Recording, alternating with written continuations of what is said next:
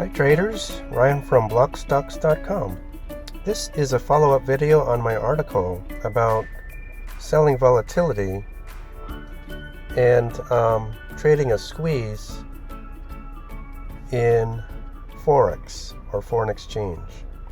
I like to trade the Australian dollar, Japanese yen, because the US dollar and Japanese yen is sometimes a bit choppy and harder to see trends, whereas with the Australian dollar, it's just a little bit cleaner movement just for me.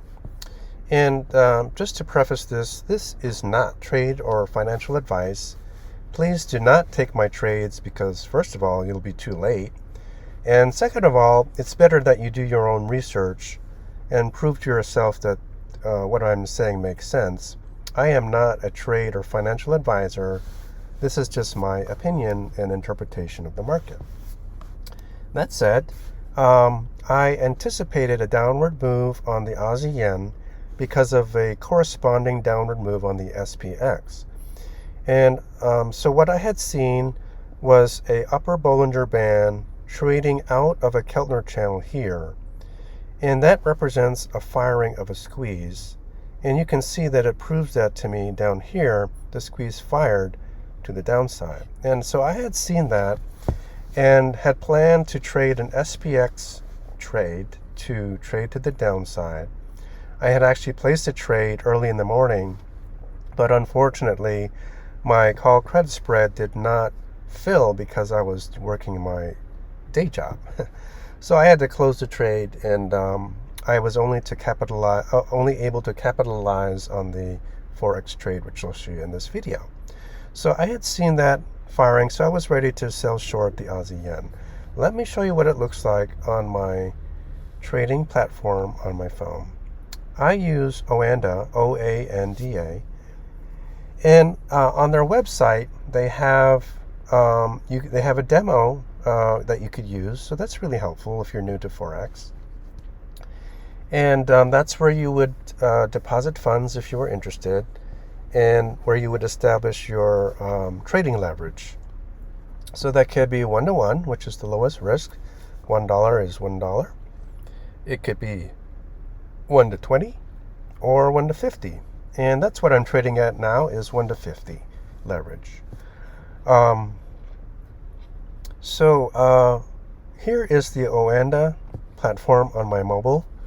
And this is where I place most of my trades. And so this is the Aussie yen trading here. And so it'll come up with price candles and volume, but you can I've added in the Bollinger Bands to tell me the range of trading.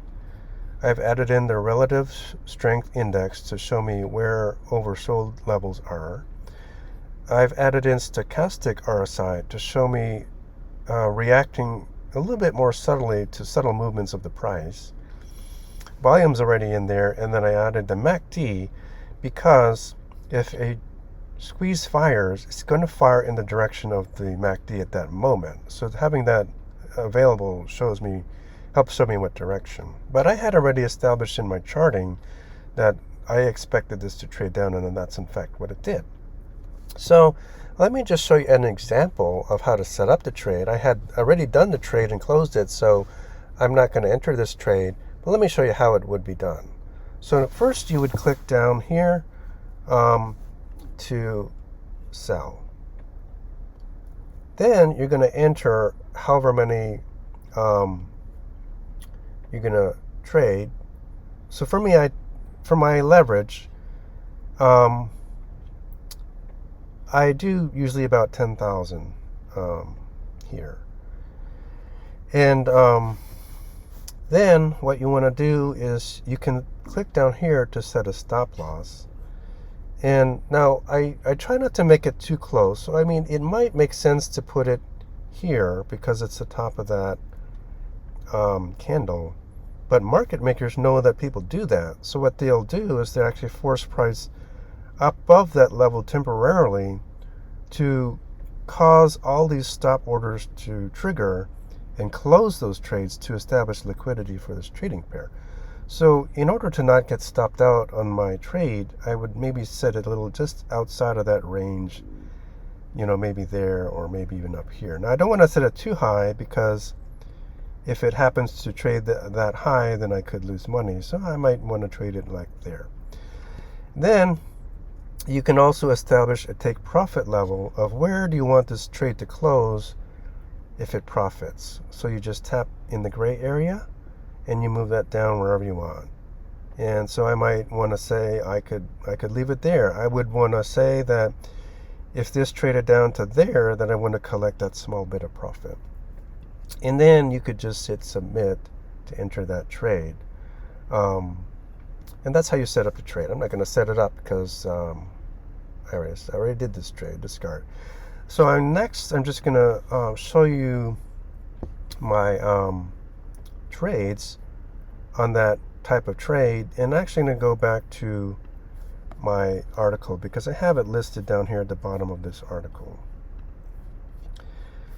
So I'm just going to scroll down to the bottom where I took this trade. So again, I had seen this trade. This Bollinger Band exiting this Keltner channel represents a firing of a consolidation squeeze, and it's going to fire in the direction of the MACD, which at that moment was down, confirmed by the crosshair. So I knew it was going down, so I wanted to short the Aussie yen there. So I did, and I used I don't have a lot of money in there. Let me see how much money. I got $1,000 in there, and $10,000 leverage was using only $144 of margin. And I did close that trade midday because I wasn't sure if the market was going to bounce.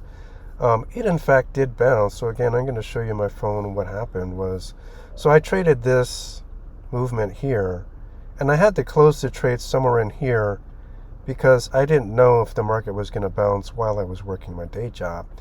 So in fact, it did bounce. So if I had stayed in the trade, I would have lost maybe half of my trade. But unfortunately, I was able to close it around right here and collect profit on that trade. So from the 144 margin I used, I made $44, which represents about a 30% gain in maybe 8 hours. Maybe more like 8 to 12 hours if I really think about how many candles pass by. So so that's how foreign exchange works. So for me, I've got it listed down here that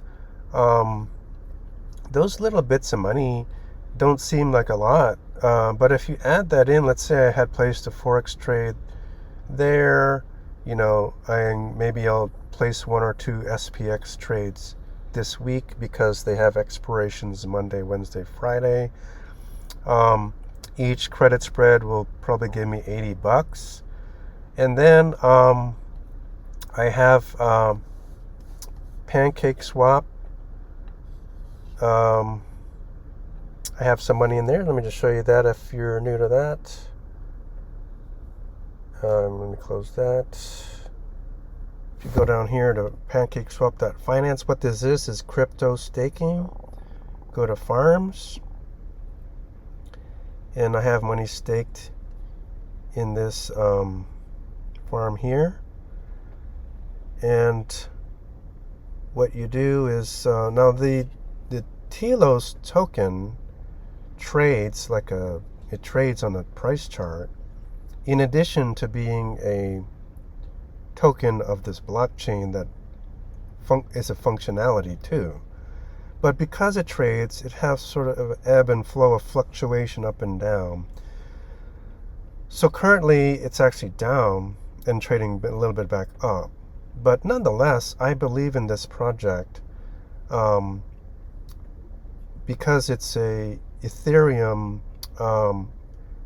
competitor, if you will, and actually is more efficient than Ethereum in terms of developers.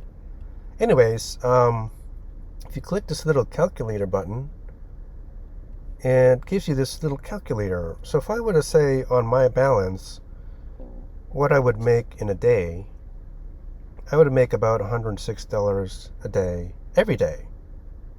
And I don't have to work for that. That's passive income. Every week, that's an extra $750 in my pocket. And if I leave it there for a month, that's $3,000 of passive income, just leaving that money in there. Now, that is a lot of money. That's what, $34,000. But it's still free money, even if you had, let's say, $1,000. If you left $1,000 in there, in 30 days, that's $100 of free money that you didn't have to work for. And then what you do is you take that money and you add it to this balance, and it just grows exponentially, or well, that's called compounding interest. So in my article here, and what my website is actually designed for, is just to share with people means of making free money online, and then taking that money and creating a passive income that will be like a parallel income to your day job. And maybe one day, if that passive income can pay for or exceed your monthly expenses, then you could actually retire at that point, because you're not having to work for that money. It's just paying your bills. So I'm not at that point now, but that's kind of my goal. And I would think that everyone's goal should be. A lot of people don't even realize that you can do that. I feel kind of bad for those people that don't realize that this type of thing exists, because they're missing out on time. If I had started doing this kind of thing even 5 years ago, I would probably have $1 million.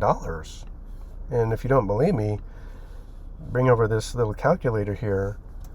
And I'm going to show you just this. I'm going to finish with this compounding calculator right here. And let's say that you just managed to put $5,000 for a year. And I'm going to use this as an example. 121%. Let's just use that as an example. 120%. And you take that profit every day and you put it back in on a daily basis. Calculate. And I changed this to 60 months, which is 5 years. Calculate. So $5,000, if I did this 5 years ago and put $5,000 into this kind of staking pool, even if the token itself fluctuate up and down, I would still get the passive income off of my balance. And look at this. Interest amount, 1.9 million. And if you look at the breakdown, $524 a month, after 5 years, just leaving it there and not adding any more, I would have been a millionaire, $2 million. So anyway, like I said, I'm not quite at that level, but that is a goal of mine. And my mission is really enjoyable to me, is to share what I've learned and what I'm learning. I'm constantly learning with other people.